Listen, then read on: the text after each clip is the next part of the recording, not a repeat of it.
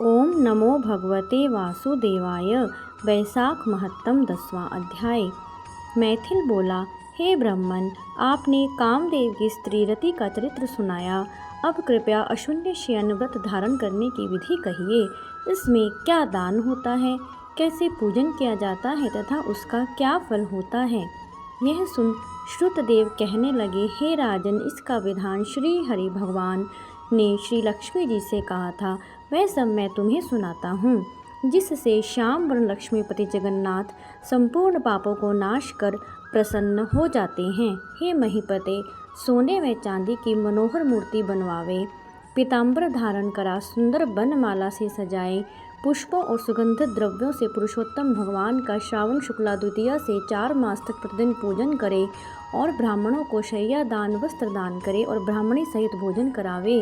फिर मार्गशीर्षादि मासों में पूर्ववत रक्त वर्ण हरि भगवान का रुक्मिणी सहित ध्यान कर पूजन करे। ऐसे ही चैत्र मास से 4 मास तक भूमि पर आसन भीजा भक्ति से हरि भगवान का पूजन करे और आषाढ़ की द्वितीया के दिन समाप्त करे। उस दिन अष्टाक्षर ओम नमो नारायण इस मंत्र से हवन करे। मार्गशीर्षादि मासों में पारायण मंत्र से हवन करे।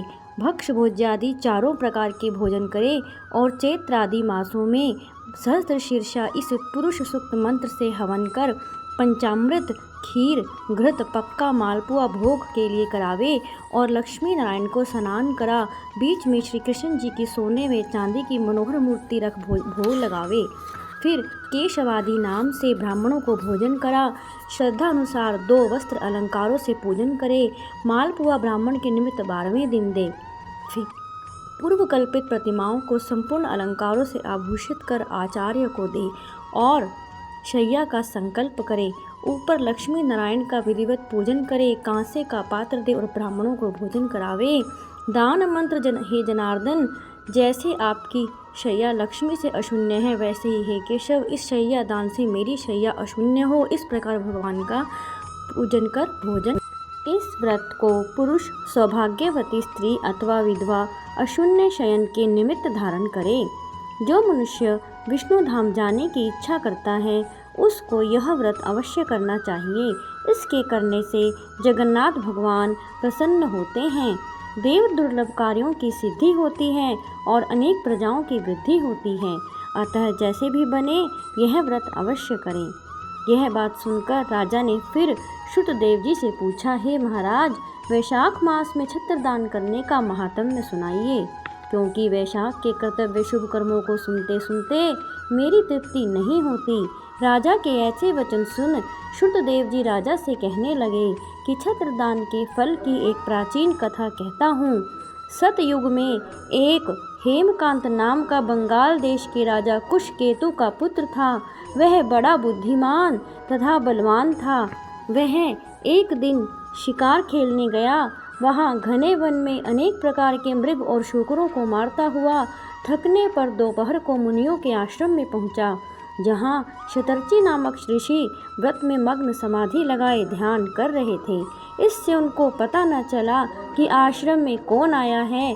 अतः ऋषि ने उठकर राजा का सम्मान नहीं किया, जिससे क्रोधित हो राजा ने उन्हें मारने को तैयार हो गया। तब ऋषि के 10 सहस्त्र शिष्यों ने उसे रोका। क्रोध में विवल होकर राजा कहने लगा, हे ब्राह्मणों, मैं थक गया हूँ, तुम मेरा आतिथ्य स्वीकार करो, परंतु गुरु की आज्ञा के बिना क्या सत्कार करें। ऐसा शिष्यों से सुन राजा ने उन्हें मारने के लिए धनुष उठा लिया और अत्यंत क्रोध कर बाण छोड़ने लगा। तब शिष्य भागने लगे। उनमें से 300 शिष्यों को मार डाला और आश्रम में रखी हुई वस्तुओं को पाप बुद्धि सैनिकों ने ले लिया और खूब भोजन किया।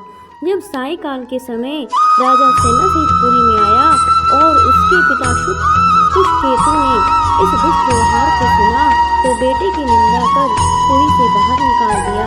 तब हेमकांत व्याकुल हो गहन वन में चला गया। वहाँ उसे ब्राह्मणों की हत्या सताने लगी। वहाँ पर जीव जंतुओं को मार खाते हुए इधर उधर घूमते हुए 28 वर्ष बीत गए। एक दिन की बात है कि तीर्थ यात्रा करते हुए कृत नामक महामुनि वैशाख मास में दोपहर के समय वन में आए, जो धूप और तृषा के मारे व्याकुल हो वृक्ष स्थान में मूर्छित होकर गिर पड़े। दैवयोग से हेमकांत ने कृत मुनि को ऐसी दशा देखकर भाग के पत्तों की छतरी बना, धूप मंगाने के लिए सिर पर लगाई और अलंबों का जल दिया। इस उपचार से मुनीश्वर की मूर्छा जाती रही। जब चेत हुआ तो उस पत्तों की छतरी को लगाए धीरे धीरे किसी गांव में पहुंचे। इसी पुण्य के प्रभाव से उसकी 300 ब्रह्म हत्याएं दूर हो गईं, जिससे हेमकांत को बड़ा विस्मय हुआ कि मेरी ब्रह्म हत्या कैसे दूर हो गई। इसी विचार में पड़ा था कि हेमकांत को संग्रहणी रोग उत्पन्न हो गया, जिससे पारस संकट जान व्याकुल हुआ। तभी उसे 3 पुरुष बड़े भयंकर यम के दूत दिखाई दिए। वह अपने कर्मों को सोचने लगा कि उसे छतरी दान का ध्यान आया। सो ही वह विष्णु भगवान का स्मरण करने लगा। तुरंत विष्णु भगवान ने अपने महामंत्री विश्वक्सेन को आज्ञा दी कि तुम जल्दी जाकर यमदूतों को रोको, क्योंकि हेमकांत ने वैशाख मास में धर्म किए हैं, इसलिए उनसे छुड़ाकर उसके पिता कुशकेतु के पास ले जाकर कहो कि विष्णु भगवान की आज्ञा अनुसार तुम हेमकांत को राज्य का भार सौंप दो।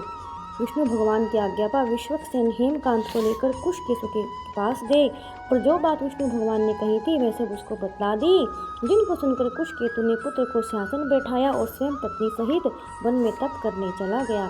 वैशाख मास के धर्मों से अधिक कोई धर्म पापों को नष्ट करने वाला नहीं है। वैशाख मास के धर्म अत्यंत ही कल्याणकारी हैं।